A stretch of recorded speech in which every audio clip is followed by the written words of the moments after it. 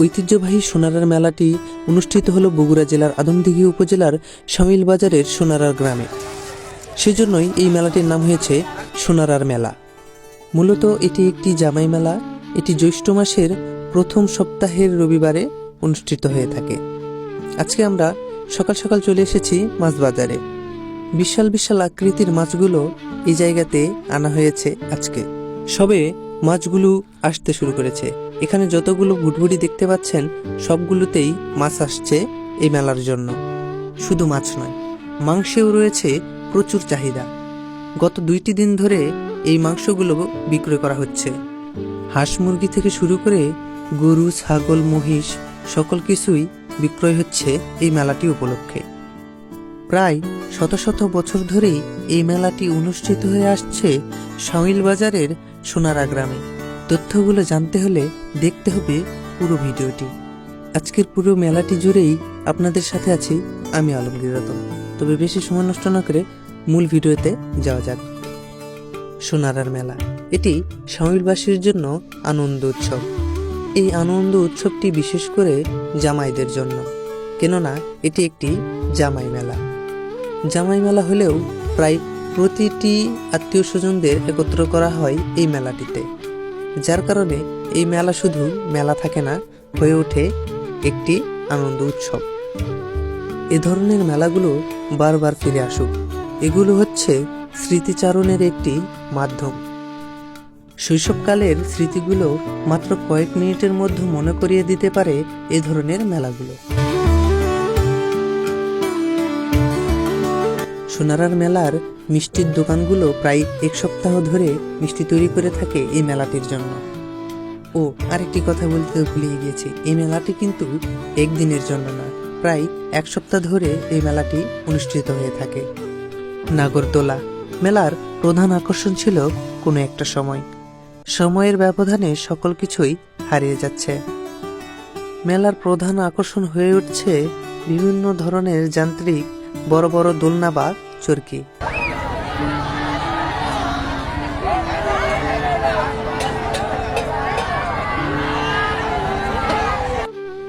মেলা শব্দ শুনলেই বাঙালি জাতির মনের ভেতর আনন্দ চলে আসে, কারণ আমাদের বাংলাদেশ সংস্কৃতির দেশ।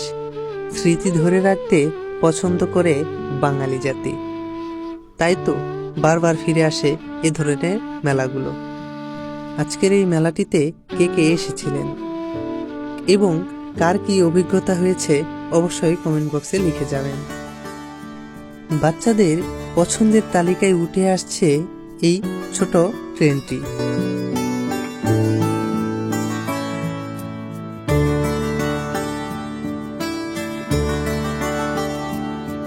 সকাল থেকে আবহাওয়াটা অনেক সুন্দর ছিল। ভেবেছিলাম বিকেলবেলা তাড়াতাড়ি বের হব। যেই না বেরিয়েছি অমনি ধরেছে বৃষ্টি। সে বৃষ্টি যেন থামতেই চায় না। কয়েক ঘন্টা পর আস্তে আস্তে থেমে গেল সে বৃষ্টিটি। আস্তে আস্তে চলে আসলাম আমিও মেলায়। বুঝতেই পারছেন, শত শত মানুষের যাতায়াত হচ্ছে এই মেলাটিতে। মাটি, এই মাটির অবস্থাটা কি হতে পারে ভেবে দেখেছেন? দেখে নেন। প্রচণ্ড পিচ্ছিল হয়েছে এবং কাদা হয়েছে প্রচুর। এঁটেল মাটি হওয়ার কারণে পায়ে যেন আটকায় ধরছে মাটি। জুতা পায়ে তো হাঁটাই যাচ্ছে না, সেজন্য প্রায় সকলেই জুতা হাতে নিয়ে যাচ্ছে। প্রচুর মানুষের সমাগম দেখে সত্যিই অনেক ভালো লাগছে। যেভাবে বৃষ্টি শুরু হয়েছিল ভেবেছিলাম আজকে মেলায় যাওয়াই হবে না।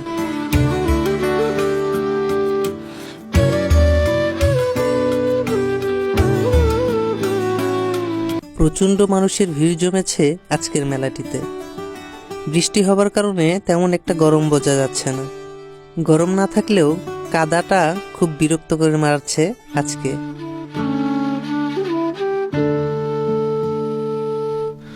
চলুন বেশি কথা না বাড়িয়ে পুরো মেলাটি আপনাদেরকে একটু একটু করে ঘুরিয়ে দেখানো যাক। এখন আমরা যাব চুরিপট্টির দিকে।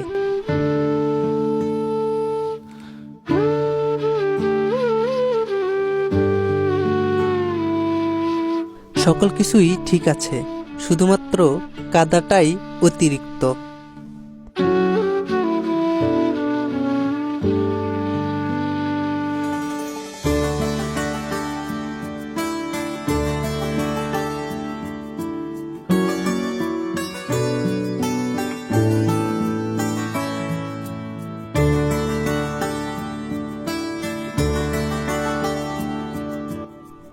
এ ধরনের মেলায় আসার পর শরীর খারাপ বা মন খারাপ যেটি থাকুক না কেন এক নিমিষেই ভালো হয়ে যাবে।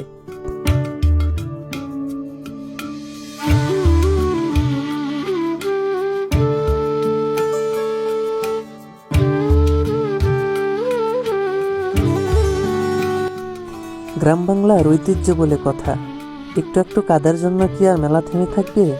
দেখতেই তো পাচ্ছেন শত শত মানুষ ভিড় জমাচ্ছে এই মেলাটিতে।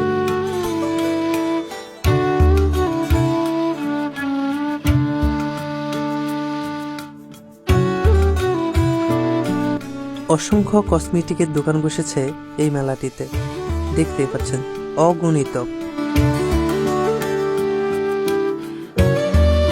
এই কাদা যেন সময় যাচ্ছে আর ভয়ঙ্কর রূপ নিচ্ছে, কোনো জায়গায় দাঁড়ানো যাচ্ছে না সঠিকভাবে। ছোট বাচ্চাটি পার হতেই পারছে না। শুধু ছোট বাচ্চা না, সকল মানুষই এই কাদার জন্য ঠিকমতো মেলাটিতে ঘুরতে পারছে না।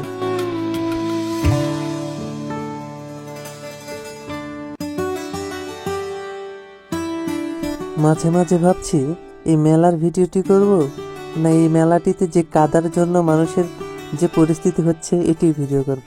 মাঝে মাঝে এটি ভেবেই পাচ্ছি না।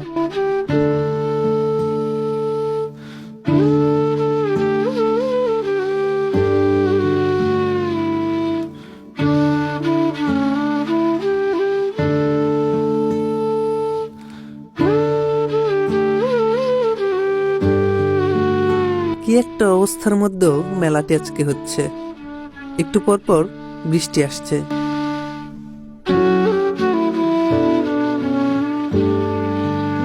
কাঠের তৈরি আসবাবপত্রগুলো তৈরি করে নিয়ে এসেছে এই মেলার জন্য। শুধু কাঠের তৈরি আসবাবপত্র না, এখানে রয়েছে বিভিন্ন ধরনের লোহার তৈরি দৈনন্দিন জীবনের আসবাবপত্র এবং বাচ্চাদের খেলনা।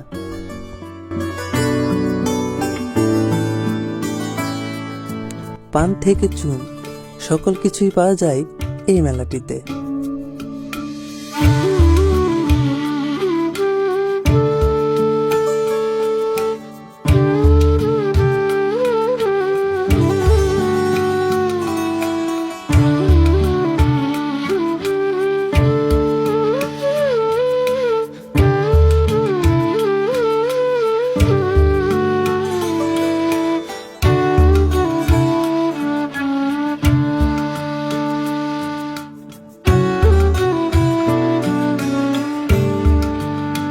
বন্ধুদের সাথে একটু ঘুরছি পুরো মেলায়।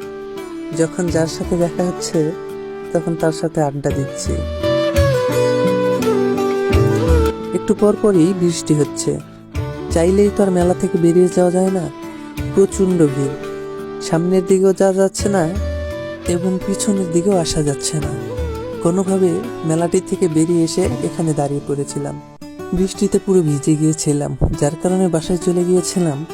রাত হয়েছে, পরে আবার আসলাম মেলাতে আপনাদের জন্য।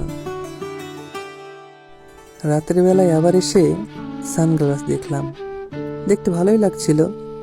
মেলাতে আসলাম, কিছু একটা না কিনলে কি আর হয়, সেজন্য আমি আবার একটি সানগ্লাস দেখছিলাম নেওয়ার জন্য।